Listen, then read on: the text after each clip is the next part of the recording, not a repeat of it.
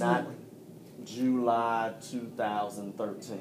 And all of what just happened too. I mean, you know, there should have been adults talking to each other several months ago. I think you just answered like the question. We don't have communication. We don't have people together that can come to the table with different philosophies. But we need to be able. We should be able to. Yes, sir. It's easier said than done. And I remember the first meeting when all of this budget stuff transpired. I remember the board not coming to the table because of the legal issue on, well, this is a gift. We might be questioning whether we go forward and question the constitutionality and this, that, and the other. I remember when the school board came in, and I remember when Ms. Howard had her first meeting, and we took a recess. And I remember when all of the mess, per se, started, to where the cameras and the microphones were still on. We were in the back. All the miscommunication and no communication started right there. So as a councilman, so as a councilman, what would you suggest? What are some things we could do? And I mean, I think what's important to me with Stan is, as much as anything, is I want to see build community dialogue. You have to have that. Yeah, I mean, I tell people all the time when I moved, I said, I moved into Memphis. I don't want to move into a city. I want to move into a community. Right. And what would you do what in your current capacity, and what will you do in the coming years to build more dialogue between the Shelby County Commission, whatever school board we have, and say we're going to make education a priority because we know it's the most important thing to fix all these other problems we're talking about. You're absolutely right. Especially when you have businesses and whatnot come in, because the first thing they're going to ask is what are the crime rate and your schools. Yes, sir. And if the crime rate is high and your schools are bad, we're not going to be here. We're going to go somewhere else. Exactly.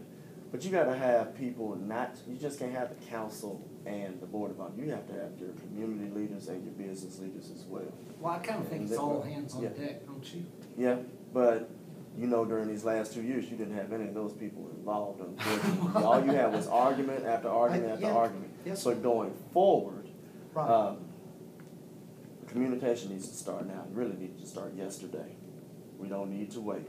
We need to have our longitudinal 2, 5, and 7 year goals. I know you said 20, but let's start with the 2, 5, and the 7. Sure. The 2 will be the transitional period to where we already have our goals and visions and policies ready, to where the ultimate goal is for all your students to succeed, whether they take the college track or otherwise. If they take another track, then let's get them ready. Look at Nashville, for example. Nashville has so many trade colleges to where if the child graduates from Metro Nashville Public Schools, if he or she does not decide to go to one of the 2 or 4 year institutions, you can go to the Nashville Auto Diesel School. You already have something together that is funded by the city and is incorporated by the city schools, to where, okay, if you want to take the Auto Diesel School track, you do that. If you want to take the Watkins College of Art track, you can take that. But we're getting you ready so that when you leave with that diploma, that school will know, okay, this diploma is a great one to go further in so many different possibilities. I think that the city, to go back to the city, we're so limited in capacity on things that we can offer our students here.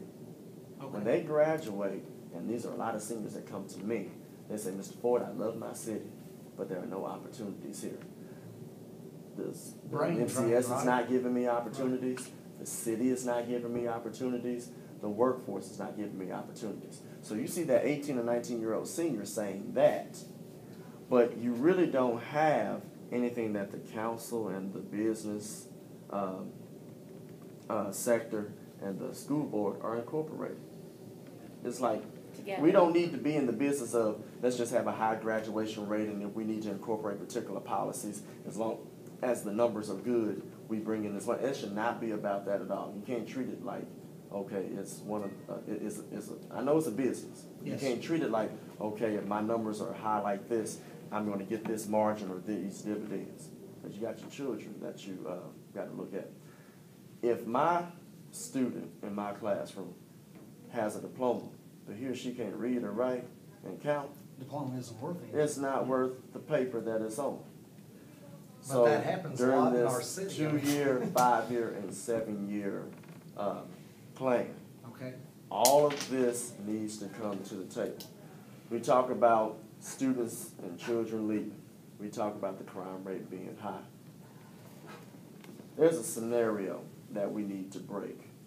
And I won't talk about schools in this scenario, but it goes back to what you were saying as far as all of this being circled in. How do we keep this paradigm from happening? Let's say that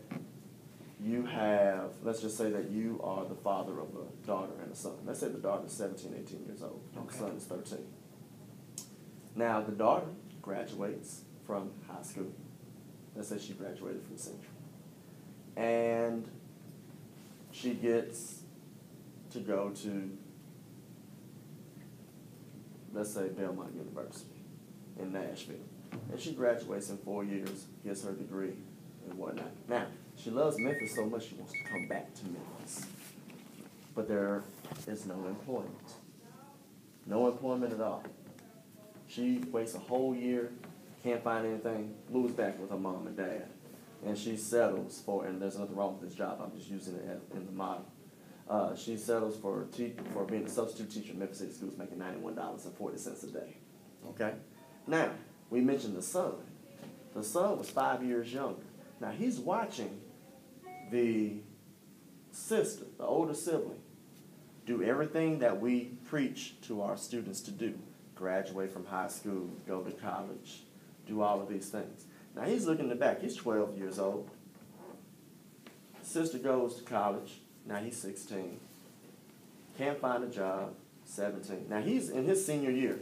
And he's looking like, she did all of these things to come back to a $91 a day job. Now, I personally, this is me speaking his particular person, I don't see why I should continue my education where I know there are other avenues not necessarily legal. Well, I can make more than $91 a day. So to go back to what you were talking about as far as all entities coming together, we have a challenge. We have to ensure that all of our high school graduates have some type of means of being positive contributors to society. Skills. Exactly, with those skills. So you've been on the city council how long? This is my first term, my 4th year. So what have you done in the last 4 years to make something like that happen, what you just talked about?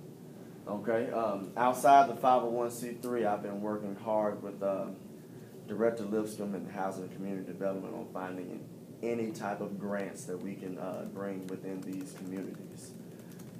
Again, in the city council capacity, all we can do is pass a budget. Unfortunately, we don't have any oversight, which has been one quandary that other council members have discussed.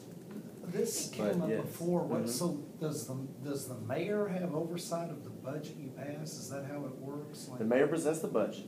Okay. And the council passes the budget. We can either pass his budget or we can make modifications. Okay. But at the end of the day, and a lot of people don't know this, he could present a $650 million budget.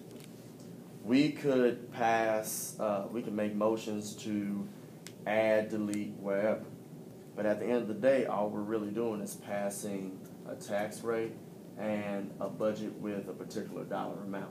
So Okay. even if he passes $650 million and we pass $635 million with a tax increase or tax decrease, the mayor has the authority in any shape, form, or fashion to do as he pleases with the $630 So he doesn't have to, it's not allocated by line item. Yeah, it's not. He can move it all around and do We whatever. can propose it, but at the end of the day, that bottom number, the mayor gets to do as he pleases. I'll give you one good example. We proposed the 4.6 million, percent cut, which was 16.9 million, which actually did happen. We also proposed $9 million for positions that were vacant. And we also proposed $9 million in layoffs. When we asked how many people got laid off and the dollar amount it was not $9 million. It was 2.6 million.